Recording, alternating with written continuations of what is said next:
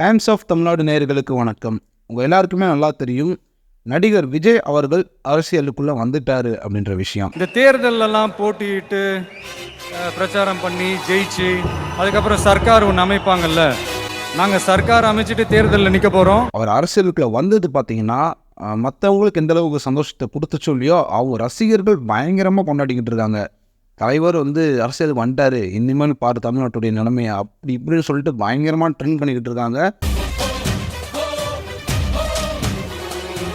நம்மளுடைய சேனலில் என்ன பண்ணியிருந்தோம்னா, விஜய் அவர்களுடைய கட்சிக்கு என்ன மாதிரியான பேர் இருக்கும், கழகம் தான் முடிகிற மாதிரி பேர் முடிவு பண்ணியிருக்காங்க அப்படின்ற விஷயத்த நம்ம முதல்ல பிரேக் பண்ணியிருந்தோம். அதே மாதிரி தான் அவர் ஒரு 3 பேருமே சூஸ் பண்ணியிருக்காரு. இந்த 3ல் ஏதோ ஒரு பேர் தான் கட்சிக்கு வைக்க போகிறதாகவும் தகவல் வந்துக்கிட்டு இருக்கு.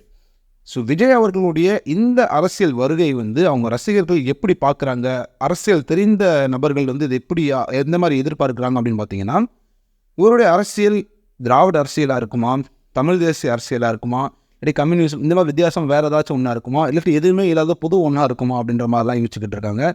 ஸோ பொதுவாக இவர் திராவிட அரசியலை கையில் எடுப்பதற்கான சாத்தியக்கூறுகள் ரொம்ப ரொம்ப கம்மி. தமிழ் தேசியம் பேசுவார் அப்படின்னாலுமே தமிழ் தேசியம் பேசுகிற மாதிரி தமிழ் மக்களுக்கான அரசியலை பேசுவார் அப்படின்னு சொல்லிட்டு சில கருத்துக்கள் வருது.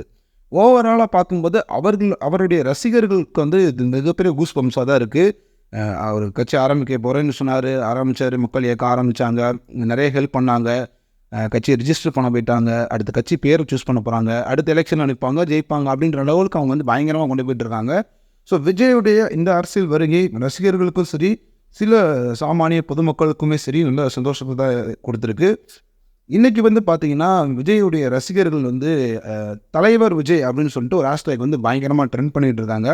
பொதுவாக அவங்க எல்லாருக்குமே தெரியும், தளபதி விஜய், இளைய தளபதி விஜய் அப்படி இல்லாட்டி இந்த அவர் ஏதாச்சும் ஒரு படம் நடிச்சிருக்காருன்னா அந்த படத்து பேரை சொல்லி ஹேஷ்டேக் ட்ரெண்ட் பண்ணுவாங்க.